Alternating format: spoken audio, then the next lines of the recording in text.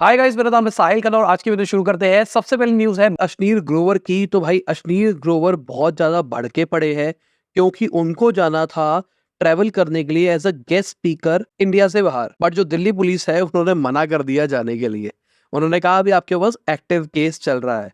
अभी देखा जाए, भारत पे ने अशनीर ग्रोवर के ऊपर केस कर रखा है, सिविल भी है और क्रिमिनल भी है। तो शायद यही रीजन हो सकता है अशनीर ग्रोवर अभी आरबीआई को कह रहे थे कि भाई भारत पे के ऊपर डी फ्रॉड का एक्शन लिया जाए, उन्होंने गलत काम किया वगैरह वगैरह। क्योंकि अपनी लास्ट वीडियो में बात करी थी कि मुझे ये नहीं समझ में आ रहा था कि वो क्यों कह रहे थे कि भारत पे का लाइसेंस कैंसिल करो, जबकि वो अभी भी कंपनी के शेयर होल्डिंग रखते हैं। अब मुझे समझ में आ रहा है शायद वो भड़के पड़े थे, इसलिए उन्होंने ऐसा किया है। बाकी अगर हम फेड की बात करके चले तो फेड ने क्लियर कर दिया है इंटरेस्ट रेट जल्दी ही कट हो सकते हैं, जल्दी ही शुरुआत हो सकती है कट होने की। उनका कहना है कि जो इन्फ्लेशन है वो कंट्रोल में दिखाई दे रहा है, जैसे ही लगेगा कि अब कंट्रोल हो गया है हम इंटरेस्ट रेट को कट करना शुरू कर देंगे। हो सकता है जून के अंदर हमको सबसे पहला कट दिखाई दे और हो सकता है 2024 के एंड आते आते 4 बार कांस्टेंट कट किया जाए। तो जहां हमने पिछले साल बढ़ती हुई देखी थी इंटरेस्ट रेट को, यहाँ पे इस साल हम घटते हुए देख सकते हैं। बट देखने वाली बात ये रहेगी आरबीआई इसके ऊपर क्या करता है।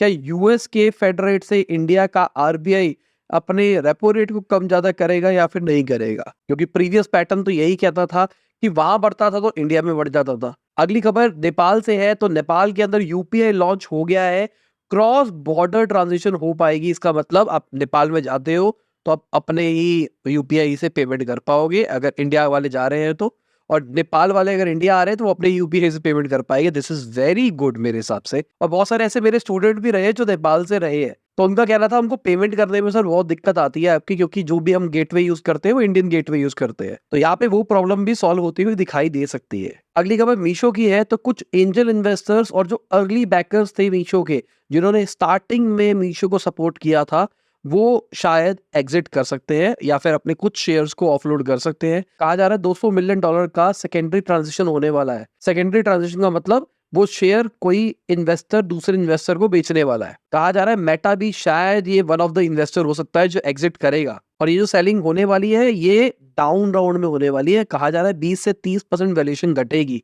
लास्ट $4.9 बिलियन की वैल्यूएशन थी, अब कहा जा रहा है 3.5 से $3.9 बिलियन की वैल्यूएशन के बीच में ये होगा। मीशो के अगर ऑपरेटिंग रेवेन्यू की बात करके चले 5735 करोड़ का उन्होंने फाइनेंशियल ईयर 23 में रेवेन्यू रिपोर्ट किया था, जो पिछले साल से 77% बढ़ता हुआ दिखाई दिया था। बट अगर लॉसेस की बात करके चले तो भाई लॉसेस 1675 करोड़ के थे, घटते हुए दिखाई दिए थे पर लॉसेस बहुत ज्यादा होते हैं। अगर हम स्विगी की बात करके चले तो स्विगी की वैल्यूएशन बढ़ती हुई दिखाई दी है, ऑल टाइम हाई पे पहुंच गई है, $12.16 बिलियन पे पहुंच गई है। आईपीओ आने वाला है शायद, उसके चक्कर में वैल्यूएशन को ऑप्टिमाइज किया जा रहा है। अभी रिसेंटली अगर आपको याद हो तो इनकी जो वैल्यूएशन थी वो $5.5 बिलियन तक पहुंच गई थी, और अभी अभी भाई इतनी जल्दी, मतलब मैं कहूंगा 7-8-9 महीने के अंदर ही दुगने से ज्यादा वैल्यूएशन बढ़ती हुई दिखाई दी है। क्या उतने ज्यादा मैट्रिसेस चेंज हुए हैं कि दुगने लेवल के? मेरे हिसाब से तो नहीं। तो मेरे हिसाब से हो सकता है ये वैल्यूएशन ऑप्टिमाइजेशन एक्टिविटी भी हो। बाकी ये मेरा ओपिनियन है, लड़ने मत लग जाना कोई भी इन्वेस्टर मुझसे नीचे कमेंट सेक्शन के अंदर। अगली खबर यूबी की है। तो यूबी एक यूनिकॉर्न है जिसको पहले क्रेड एवेन्यू कहा जाता था, जिनकी अगर लास्ट वैल्यूएशन की बात करके चले वो $1.5 बिलियन की थी। तो उनके अगर हम लॉसेस की बात करके चले तो 745% बढ़ते हुए दिखाई दी है, ऑलमोस्ट 8x बढ़ते हुए दिखाई दी है। 482 करोड़ के लॉसेस हो गए हैं, जो कि पहले 57 करोड़ की हुआ करते थे। रिवेन्यू की अगर हम बात करके चले तो रिवेन्यू 386 करोड़ पे पहुंच गया है, जो कि पहले 166 करोड़ का हुआ करता था। बाकी देखा जाए तो एक कांस्टेंट ट्रेंड ही है भाई, लॉस बढ़ाओ, कंपनी बनाओ, ग्रो करो। बाकी हमारी वर्कशॉप यूट्यूब पे आने वाली है कल मोस्ट प्रोबेबली, जहाँ पे हमने स्टार्टअप्स के बारे में बात करी है, स्टार्टअप वैल्यूएशन कैसे काम करती है। बहुत ही टेक्निकल और बहुत ही स्मार्ट वर्कशॉप थी, जहाँ पर बहुत सारे लोगों ने हमको पिच भी किया था, तो उनकी पिच भी इंक्लूड करी है हमने। पिच के अंदर क्या क्या प्रॉब्लम्स थी उसको भी इंक्लूड किया है, एलिवेटर पिच के बारे में बात करी है और सारे टेक्निकल वर्ड्स के बारे में बात करी है जो कई बार हम न्यूज के अंदर भी बात करते हैं। अगली खबर बमर की है, जो कि शार्क टाइम पे आई थी। तो उनके अंदर 9.25 करोड़ रुपीस इन्वेस्ट किए हैं निखिल कामत ने। शार्क टैंक के अंदर भी इन्होंने पैसा रेस किया था, उसके बाद में कंपनी बहुत ज्यादा तेजी से बढ़ती हुई दिखाई दी है, तो ये अच्छी चीज है अगर देखा जाए तो। अगली खबर आयुर्वेदा एक्सपीरियंस करके एक कंपनी है, उन्होंने $27 मिलियन रेस किए हैं अपने सीरीज सी राउंड के अंदर। टोटल ये $41 मिलियन रेस कर चुके हैं। अब मजे की बात यह है कंपनी 2010 से फाउंडेड है और तब से ये काम कर रही है कंसल्टेशन प्रोवाइड कर रहे हैं, कंटेंट, वेबिनार, कोर्सेज और बाकी प्रोडक्ट्स तो है ही। तो कंप्लीट देखा जाए आयुर्वेद का एक्सपीरियंस ऑफर कर रहे हैं। बाकी मैंने इनका कभी नाम नहीं सुना था अभी तक न्यूज से पहले। अगली खबर ओयो की है, तो ओयो 13 नए होटल्स खोलने वाला है पैलेट के नाम से, जो कि प्रीमियम रेंज के अंदर होने वाले हैं और सेल्फ ऑपरेशन मॉडल के ऊपर होने वाले हैं। कहा जा रहा है पिछले साल से ही इन्होंने पायलट करना शुरू कर दिया था। 10 प्रॉपर्टीज जयपुर, हैदराबाद, मुंबई जैसी सिटीज के अंदर टेस्ट करके भी देखी, और देखा जाए इनका प्रॉफिट बढ़ता हुआ दिखाई दे रहा है पिछले कुछ टाइम से। Q3 फाइनेंशियल ईयर 24 का जो इनका पैट निकल के आया है वो 30 करोड़ का है, जो कि जैसे स्टार्टअप्स चल रही है उसके हिसाब से तो बहुत अच्छा है। अगली खबर सिफी लैब्स की है, तो उन्होंने $100 मिलियन रेस करने हैं रिलायंस इंडस्ट्रीज से। कहा जा रहा है Reliance industries majority of stakes उनके ले जाएगी, मेजॉरिटी स्टेक्स वो अपने पास ही रखेगी, और शायद ये जियो प्लेटफॉर्म्स का ही पार्ट होने वाला है। ये बेसिकली सैस प्रोडक्ट ऑफर करते हैं, एपीआईज ऑफर करते हैं बैंक्स और एनबीएफसीज के लिए। कहा जा रहा है इंडिपेंडेंटली ऑपरेट करेगा, बट स्ट्रैटेजिक इन्वेस्टमेंट तो है।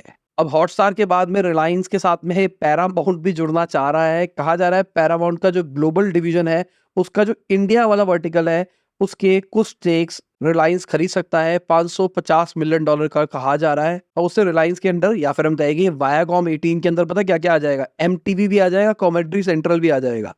तो आप कह सकते हो कलर्स भी इनका, एमटीवी भी इनका, स्टार भी इनका, सब कुछ इनका भाई। पूरा न्यूज वाले भी पूरा वर्टिकल इनका, इंडिया टुडे वगैरह वगैरह, बहुत बढ़िया काम कर रहे हैं। बाकी अगर मैं इंडिविजुअल शेयर होल्डर्स की बात करके चलूँ ना रिलायंस इंडस्ट्रीज के अंदर, तो मुकेश अंबानी की जो मम्मी है वो सबसे बड़ी होल्डिंग रखती है।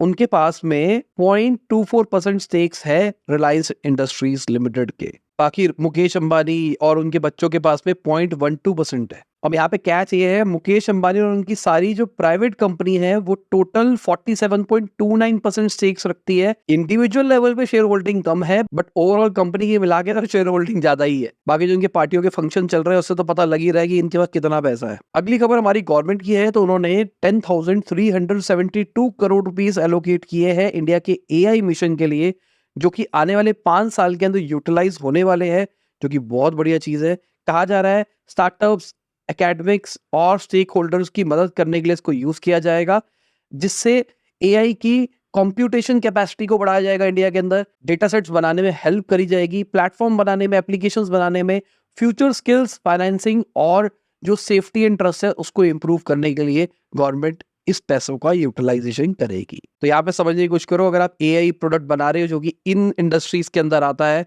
तो आप गवर्नमेंट को भी अप्रोच कर सकते हो, क्योंकि ये पैसा पब्लिक प्राइवेट पार्टनरशिप के अंदर ही होगा यूटिलाइज। बाकी अगर फोन मैन्युफैक्चरिंग की बात करके चले तो हम सेकंड लार्जेस्ट बन गए हैं दुनिया के अंदर, सबसे ज्यादा मोबाइल फोन इंडिया में बनने लग गए हैं। अब कह सकते हैं असेंबल हो रहे हैं, बट ठीक है ना, ये एक लेवल पे तो हम तैयार हो रहे हैं, फिर धीरे धीरे बैकवर्ड इंटीग्रेशन शुरू हो जाएगा। अगली खबर एप्पल की है, तो रिपोर्ट के हिसाब से एप्पल फोल्डेबल मैकबुक निकाल सकता है, मास प्रोडक्शन 2027 तक चालू हो जाएगी। कहा जा रहा है 20.3 इंच का फोल्डेबल मैकबुक होगा, और ये अच्छी चीज है अगर देखा जाए तो आईपैड वाली फील, मैकबुक वाली फील, सब कुछ एक के अंदर ही आ जाएगी। अगली खबर एनवीडिया की है, तो भाई वो एप्पल से आगे निकल सकते हैं मार्केट कैप के अंदर। आप देखो चार्ट के अंदर कैसे कैसे बढ़ रहे हो धीरे धीरे करके। एप्पल भी बढ़ रहा है, बट एप्पल उतनी तेजी से नहीं बढ़ रहा जितना एनवीडिया बढ़ा है। 80% से ज्यादा जो एआई की चिप मार्केट है ना हाई एंड के अंदर, वो एनवीडिया ओन करता है। और हम आईफोन्स की बात करके चले तो चाइना के अंदर आईफोन स्ट्रगल कर रहे हैं, तो कहीं ना कहीं वो दिक्कत आ रही है। अब मुझे लगता है एप्पल को जो एक बड़ा चीज देने वाली है पुश, वो है उनका एआई। कहा जा रहा है पिछले कुछ टाइम के अंदर एप्पल ने बहुत ज्यादा एक्विजिशन करी है और बहुत पैसा खर्च किया एआई के अंदर, ताकि वो अपनी डिवाइसेस के अंदर एआई को रन कर पाए। क्योंकि मैं तो इवेंट का वेट कर रहा था, मुझे लगा था इवेंट होगा, कुछ समझ में आएगा, बट ऐसा हुआ नहीं। तो अभी 1-2 महीने के अंदर जो सॉफ्टवेयर वाला इवेंट होगा उसके अंदर शायद पता लगेगा एआई के अंदर क्या क्या कर रहे हैं। बाकी अगर मैं एलॉन मस्क की बात करके चलूँ तो उनकी भी नेटवर्थ घटती हुई दिखाई दे रही है। $40 बिलियन उनकी नेटवर्थ घटी है फाइनेंशियल ईयर 24 के अंदर। रीजन टेस्ला ही है भाई, टेस्ला बढ़ता है तो इनकी नेटवर्क बढ़ती है, घटता है तो इनकी नेटवर्क घटती है। इस साल के ना 29% टेस्ला के स्टॉक्स घटते हुए दिखाई दिए, इसलिए हमको ये देखने को मिल रहा है। बट ट्विटर की बात करके चले, ट्विटर पे ही कुछ ना कुछ पिवट करके कुछ नया नया बनाने की कोशिश कर रहे हैं। अभी एलॉन मस्क ने बताया 1 मिलियन जॉब ओपनिंग्स का मार्क छू दिया ट्विटर ने। अभी ट्विटर को, जिसको एक्स कहते हैं, मैं बार बार एक्स को ट्विटर बोलूंगा क्योंकि अभी ट्रांजिशन का टाइम है, मुंह से निकल जाता है। तो जो एक्स है वो अपने आप को सुपर ऐप पोजीशन करना चाहता है over the period of time. तो इसके चक्कर में बहुत सारे नए नए फीचर लाए जा रहे हैं, जिसके अंदर अगर आपको किसी को हायर करना है तो आप इसी प्लेटफॉर्म के थ्रू कर सकते हो। तो 1 मिलियन लोगों ने अपनी जॉब पोस्टिंग कर रखी है। तो 1 मिलियन लोगों की हायरिंग के लिए जॉब पोस्टिंग हो रखी है, वो एलॉन मस्क का कहना है। साथ में ट्विटर के अंदर रिप्लाई, लाइक, रीशेयर वाले बटन्स को रिमूव कर दिया जाएगा ताकि यूआई क्लीनर लगे। बट इसका मतलब ये नहीं है वो फीचर बंद हो जाएगा। अगर आप स्वाइप राइट करेंगे तो आप रिप्लाई कर पाओगे, लेफ्ट करोगे तो लाइक कर दोगे, और होल्ड करके रखोगे तो बाकी एक्शंस खुल जाएंगे। साथ में ट्विटर अपनी टीवी ऐप भी निकाल सकता है जहां पर फोकस रहेगा, जो उनका वीडियो कंटेंट होगा, जो लॉन्ग फॉर्म कंटेंट होगा, उसको टीवी पे स्ट्रीम किया जा सके, जो कि मुझे लगता है कि कोई सेंस नहीं बनाता। ट्विटर अपने आप में इतनी टॉक्सिक प्लेटफॉर्म है कौन अपने टीवी में डालना पसंद करेगा। मतलब मैं तो एंटी हूँ। अगर हम लिंक्डइन की बात करके चले तो उनका जो प्रीमियम वाला बिजनेस है वो 1.7 बिलियन डॉलर का रेवेन्यू हिट करके गया है 2023 के अंदर। क्या आपके पास में प्रीमियम मेंबरशिप है लिंक्डइन की या फिर नहीं? मैं पर्सनली बताऊं, मैं बहुत टाइम पहले लिंक्डइन पे बहुत एक्टिव रहा करता था, सब कुछ करता था, लोगों के रिप्लाई भी करता था, मैसेज में भी रिप्लाई करता था। बट बहुत टाइम हो गया मैंने लिंक्डइन ही यूज़ किया। मेरी टीम यूज़ करती है मेरे लिंक्डइन, कई बार वो मैसेज वैसेज पढ़ लेती है। बट अगर आप मुझसे कांटेक्ट करना चाहते हो तो प्लीज़ लिंक्डइन के थ्रू मत किया करो, डायरेक्टली मेरी टीम को कांटेक्ट कर लो। अगर उनको रेलेवेंट लगेगा तो मेरे तक बात पहुंच जाती है। अगली खबर कर्नाटका गवर्नमेंट की है। तो उन्होंने बाइक टैक्सी की सर्विस स्कीम को बैन कर दिया है। कुछ टाइम पहले उन्होंने अलाउ कर दिया था, अब वो फिर से बैन कर रहे हैं क्योंकि भाई ऑटो वाले प्रॉब्लम कर रहे हैं। उनको लग रहा है कि उनका बिजनेस डाउन हो रहा है, और इलेक्शन के चक्कर में भाई सब कुछ सोचना पड़ता है। अगर कंज्यूमर पॉइंट ऑफ व्यू से देखा जाए बाइक टैक्सी गुड है, बट बहुत सारे लोगों का रोजगार जा रहा है, लोग ऑटो यूज नहीं कर पा रहे। बट क्या बाइक टैक्सी की वजह से रोजगार नहीं बन रहा था? तो ये थोड़ा सा कंट्रोवर्शियल टॉपिक है, इट्स बेटर कि उस पर हम डिस्कस ना करें। अगली खबर हुआवे की है। तो वो 7 नैनोमीटर की एडवांस चिप्स प्रोड्यूस कर रहा है, जो कि यूएसए का टेक यूज करके बन रही है। बेसिकली चाइनीज कंपनी हुआवे और सेमीकंडक्टर मैन्युफैक्चरिंग इंटरनेशनल कॉर्प दोनों के दोनों यूएस की टेक्नोलॉजीज यूज कर रहे हैं, क्योंकि जब बैन लगा था ना उससे पहले ही इन्होंने मशीनें इंपोर्ट कर ली थी, इसलिए वो यूज कर सकते हैं। दोनों कंपनियों ने कहा भाई हमने तो कुछ गलत नहीं किया, हमने तो मशीनें इंपोर्ट करी थी, हम तो मशीन से जो काम कर रहे हैं कर रहे हैं। बाकी अगर हम बिटकॉइन की बात करके चले तो भाई बिटकॉइन बढ़ता दिखाई दे रहा है बहुत तेजी से। मतलब आजकल ना रोज न्यूज में कवर होता हुआ दिखाई भी दे सकता है। अभी 65,000 कवर किया था हमने, अब 70,000 पहुंच गया। और ये लोग हैं हमारे सपोर्टर्स, जिनकी वजह से डेली हम अब तक बिजनेस न्यूज लाभ आते हैं। और इसी के साथ में वीडियो खत्म होती है। उम्मीद करता हूं आपको मजा आया होगा। लाइक कर देना, शेयर कर देना, कमेंट बताना वीडियो कैसी लगी। बाय गुड, शुभ, गुड आफ्टरनून, गुड मॉर्निंग, जब भी वीडियो देख रहे हैं।